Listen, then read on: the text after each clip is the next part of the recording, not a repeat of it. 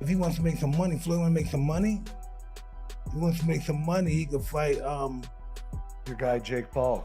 No, with him too, but he could fight the guy, not Manny Pacquiao. Manny won't fight him again. But I'm talking Canelo? Not Canelo, Crawford.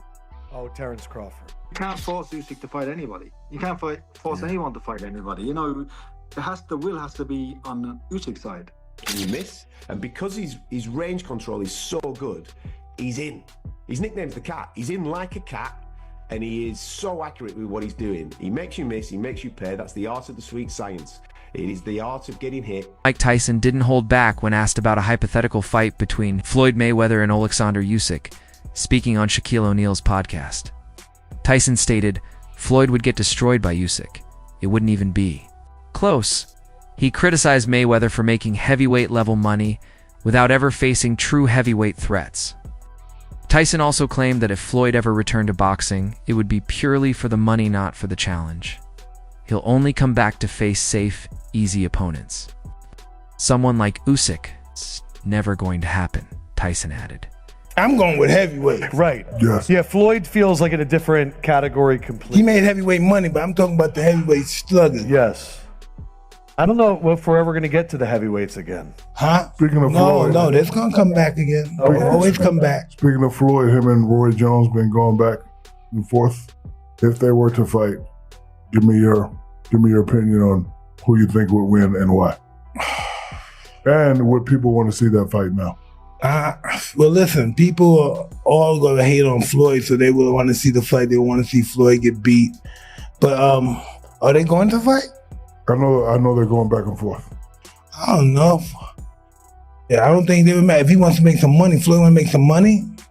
If he wants to make some money, he could fight your guy Jake Paul. No, with him too, but he could fight the guy, not Manny Pacquiao. Manny won't fight him again. But I'm talking Canelo? Not Canelo, Crawford.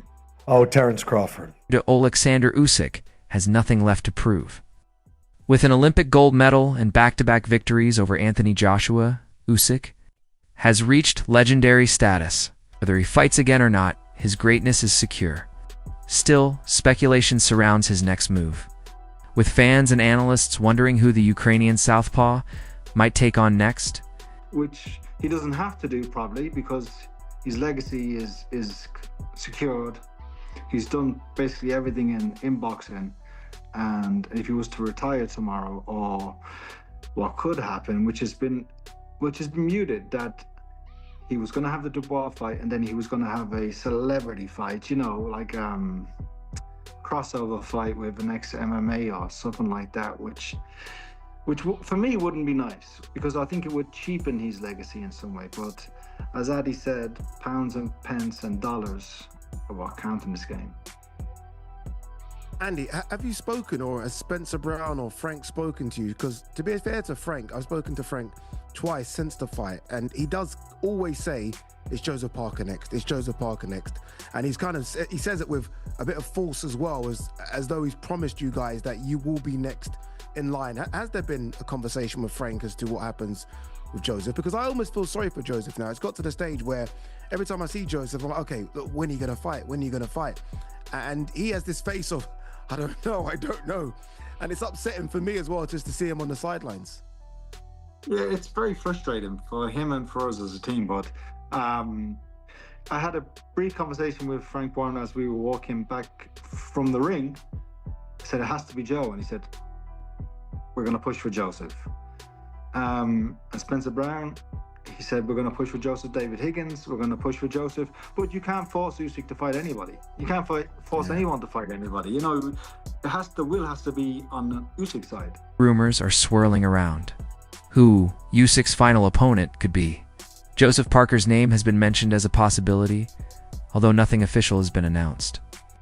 Usyk himself has stated publicly that he only has one fight left in him, which has only intensified the mystery, with several top heavyweights eager for a shot. The boxing world waits with anticipation. The will has to be on Usyk's side. The will for Joe is there. He'd fight anybody, and as he's shown. But the will has to be, and the want has to be on Usyk's team. Put your fighter hat on for me if you can, Andy. Again, I mean, I saw.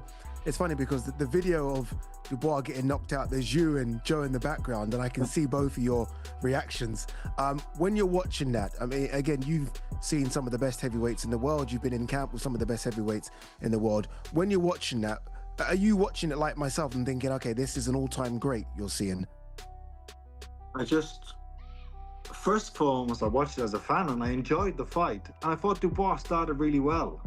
But there's something about Usyk, isn't it? And just this change after round 1, round 2, Dubois was having some success, landing right hands. For Usyk has built a reputation for taking on all comers. Unlike many fighters who drag negotiations or play games with promoters, Usyk keeps things simple. When he agrees to fight, he shows up and delivers. His discipline and no-nonsense approach have earned him deep respect across the sport from fans to promoters. He doesn't avoid tough opponents, and he doesn't make excuses. The one thing I would say that we have to appreciate from Usyk is how he's so willingly down to fight anybody, right? Typically in boxing, you look at how boxing is structured. You have the Ali Act where a fighter could be like, nah, I don't want to fight him. Okay, we're going to strip you of your belt since you don't want to, defend that belt, right? How long does it take us to get a Gervonta Davis to fight, maybe a Devin Haney, or a Ryan Garcia fighting somebody else, right? It takes fucking forever. But now when it comes to Usyk, Usyk, he's a champion. Okay, your next title, person you have to defend against is Dubois. Perfect. Send me the contract. I will be ready. Yeah. You don't get that nowadays in boxing. You don't fucking get that. But when he fights, that's one thing I love about him. Just beating Daniel Dubois in a rematch, the younger guy, and he's made it look easier against him and schooled him and destroyed him. That is the pinnacle of skill in boxing. That's the pinnacle of the fucking sport. 5 being a 3-division undisputed champion isn't Luckett's legacy. Usyk's move from cruiserweight to heavyweight wasn't just about gaining. Massit was about evolving. His victories over top-tier opponents like Anthony Joshua proved that skill beats size. Even outside the ring, Usyk showed courage, putting his career on pause to serve his country during wartime. Analysts now speak of Usyk in the same breath as legends like Manny Pacquiao and Floyd Mayweather. His technical mastery recalls Floyd's ring IQ, while his warrior spirit brings Manny to mind. What makes him unique is how he maintained dominance across weight classes, without a single loss. How high is Oleksandr Usyk all-time on the GOAT list? I've seen a lot of debate that he's top 5 already, top 10, shouldn't be in the top 10 yet. So here's my thoughts on it. I think you can put him anywhere from like number 4 to number 10 all-time, but he should definitely be in everyone's top 10.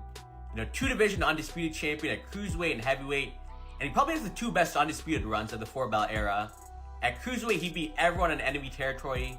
Glowacki in Poland, Briedis in Latvia, Gassiv in Russia, Bellew in the UK. At heavyweight, he beat all the Brits, mostly on enemy territory twice. Joshua twice, Fury twice, Dubois twice. Of that post-Mayweather Pacquiao era, I think he's definitely the greatest. Now, I have Usyk number 8.